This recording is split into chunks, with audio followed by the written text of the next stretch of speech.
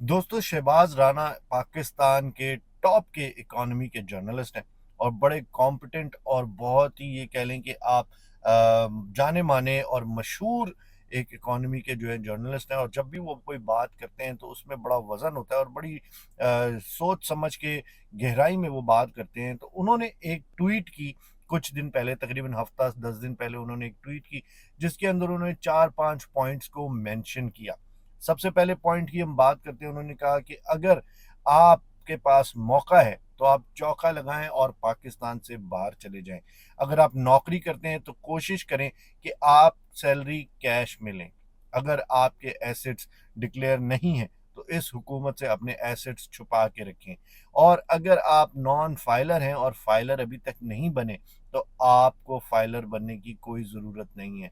और पांचवी बात उन्होंने ये कही कि अगर आप सब्सिडी इंजॉय करना चाहते हैं या हुकूमत की तरफ से फैसिलिटीज इंजॉय करना चाहते हैं या चाहते हैं आप पे टैक्स ना लगे तो आपको किसी पावरफुल ग्रुप को ज्वाइन करना पड़ेगा। अब शहबाज राणा साहब ने इतनी सख्त और इतनी बोल्ड स्टेटमेंट क्यों दी है ट्विटर के ऊपर, इसके ऊपर बात करते हैं। क्योंकि सैलरीड क्लास जो है उसका बेड़ा गर्क हो चुका है और हुकूमत ने इतने सारे टैक्सेस लगा दिए हैं आपके उठने बैठने सोने पर, यहाँ तक कि मुझे लगता है कि सांस लेने पर भी अब टैक्स लगेगा। क्योंकि ऑक्सीजन जो है वो पाकिस्तान में आप इस्तेमाल कर रहे हैं तो शायद उस पर भी टैक्स लग जाए। और सैलरीड क्लास का बेड़ा गर्क हो गया। तो किन किन चीज़ों पर टैक्स लगे हैं, किस तरह से आपको जो है वो टैक्स अब देना होंगे, ये सारी चीज़ें हम बात करेंगे आज की इस वीडियो में। शहबाज राणा ने जो ट्वीट किया है उसको मद्देनजर रखते हुए, तो सबसे पहले पॉइंट पर आते हैं शहबाज राणा के कि उन्होंने कहा कि जी अगर आपके पास मौका है तो पाकिस्तान छोड़ दें।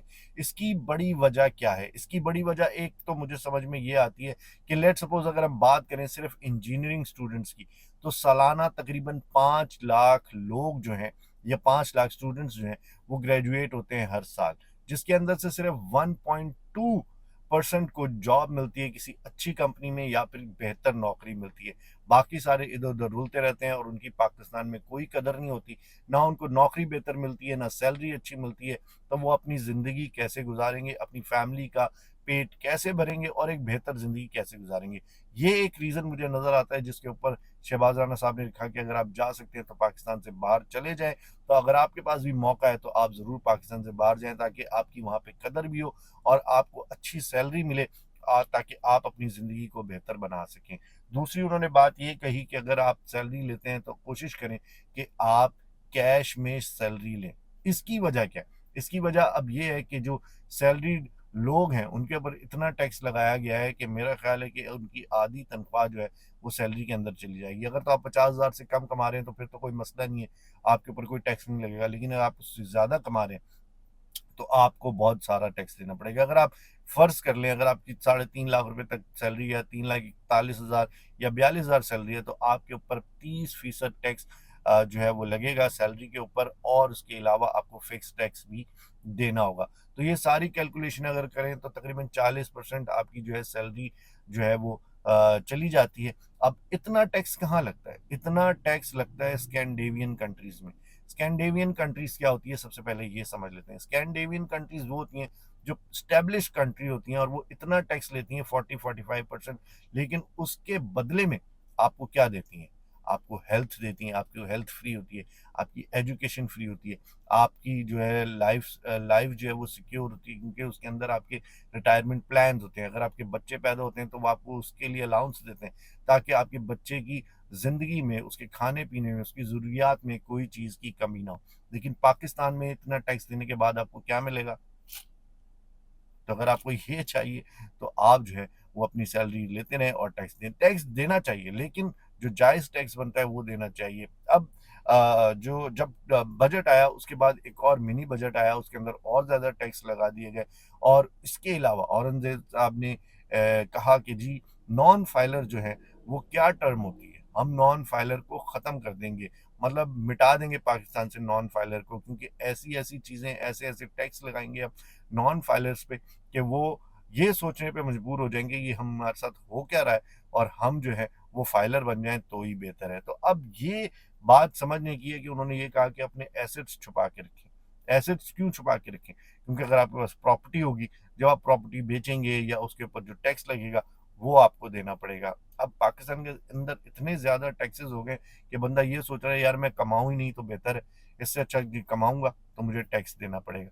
तो इन इस वजह से उन्होंने कहा शायद कि अपने एसेट्स जो हैं वो छुपा के रखें, क्योंकि उसके ऊपर भी विदहोल्डिंग टैक्स और ये सारे टैक्सेस लग के आपका बेड़ा गर्क हो जाएगा। उन्होंने कहा कि नॉन फाइलर अगर आप हैं तो फाइलर बनने की आपको ज़रूरत नहीं है, क्योंकि हुकूमत ने आपका बेड़ा गर्क कर देना है। अब आप जब फाइलर बनेंगे तो जाहिर सी बात है आपको अपनी चीज़ें डिक्लेयर करना पड़ेंगी। अब लेट सपोज हम एक गाड़ी की बात कर लेते हैं, वैसे तो गाड़ी एक आम आदमी की पहुंच से बहुत ज़्यादा दूर हो गई है, क्योंकि अगर हम ऑल्टो की बात कर लें तो 30,45,000 की ऑल्टो आपको जो है वो टॉप ऑफ द लाइन मिलती है। तो अगर हम बात कर लें कि अगर आप 0 से 1000 जो है वो सीसी की गाड़ी खरीदते हैं तो उस पर आपको टैक्स देना पड़ेगा तकरीबन 20,000 रुपये। फिक्स टैक्स कर दिया गया है 0 से 1000 सीसी तक की गाड़ी पे 20,000 रुपये, और उससे ऊपर अगर आप गाड़ी लेते हैं ज़्यादा सीसी की 1600, 1300, 1500 या 2000 सीसी या उससे ऊपर लेते हैं तो उसके ऊपर आपके ऊपर 0.2% टैक्स लगेगा और 0.3% टैक्स लगेगा, यानी कि जो वैल्यू होगी गाड़ी की। तो जो महंगी गाड़ी लेगा वो ज़्यादा टैक्स देगा, जो थोड़ी सस्ती गाड़ी लेगा उसके ऊपर टैक्स कम लगेगा। तो ये भी एक रीज़न है जिसकी वजह से शायद शहबाज राना साहब ने कहा कि जी अगर आप नॉन फाइलर नहीं हैं तो आप अगर आप नॉन फाइलर हैं तो आप फाइलर बनने की आपको ज़रूरत नहीं है। अब छोटी छोटी सी अगर मैं चीज़ों की बात करूं तो जिस तरह से जो डब्बे वाला दूध है उसके ऊपर तकरीबन 18% जीएसटी लगा दिया गया है। अब 370 रुपये का दूध का डब्बा मिलने लग गया है, जो कि फ्रांस और ऑस्ट्रेलिया से ज़्यादा महंगा है पाकिस्तान के अंदर। तो ये चीज़ें सोचने की हैं कि पाकिस्तान के अंदर फैसिलिटी आपको कोई मिल नहीं रही, टैक्स आप दिए जा रहे हैं, तो आपकी ज़िंदगी कैसे बेहतर होने वाली है। आखिरी पॉइंट की अगर हम बात करें तो शहबाज राना साहब ने कहा कि अगर आप टैक्सेस से बचना चाहते हैं तो आपको किसी पावरफुल ग्रुप को जो है वो ज्वाइन करना पड़ेगा। इसके पीछे बड़ी वजह ये है कि मेरा ख्याल है एक चीज़ है जिसके ऊपर से टैक्स हटा दिया गया है, और वो ये है कि प्रॉपर्टी ट्रांसफर पे से टैक्स हटाया गया है उन लोगों के लिए जो मिलिट्री से रिटायर्ड हैं या फिर ब्यूरोक्रेट्स हैं। क्योंकि अगर आप रियल स्टेट की दुनिया उठा के देख लें पाकिस्तान के अंदर तो आपको कहीं ना कहीं रियल स्टेट के अंदर कोई ना कोई रिटायर्ड ऑफिसर ज़रूर मिलेगा, और जब उन्होंने प्रॉपर्टी का बिजनेस जाहिर सी बात है होता है तो 4-5 दफ़ा प्रॉपर्टी को जो है वो ट्रांसफ़र करना पड़ता है, जिसके ऊपर टैक्स हटा दिया गया है। एक अच्छी बात हुई है कि जी इस्लामाबाद के अंदर जो है जिनकी बड़े बड़े फार्म हाउसेज हैं उनके ऊपर टैक्स लगाया गया है, और अमीरों से टैक्स लिया जा रहा है, ये अच्छी बात है। तो अमीरों से ज़रूर टैक्स लेना चाहिए, लेकिन सैलरी क्लास से इतना टैक्स लेना चाहिए जितना वो बोझ बर्दाश्त कर सके। सैलरी क्लास से इतना टैक्स नहीं लेना चाहिए कि जिससे उसकी कमर टूट जाए, और एक इतनी गर्मी के अंदर एक बंदा जो है अपने घर में एक एसी भी अफोर्ड नहीं कर पाया। अगर आप एक एसी अपने घर में चलाते हैं तो तकरीबन आपका 30,000 रुपये 35,000 रुपये बिल आजकल आ रहा है, जो एक गरीब आदमी के लिए, एक सैलरी वाले बंदे के लिए पे करना बिल बहुत ही मुश्किल है। तो उम्मीद करते हैं कि आज की वीडियो में आपको कुछ ना कुछ समझ में आई होगी टैक्स के बारे में, और आप ज़रूर चैनल को लाइक करेंगे, सब्सक्राइब करेंगे, शेयर करेंगे। मैं हूँ राहिल गिल। खुदा हाफिज़।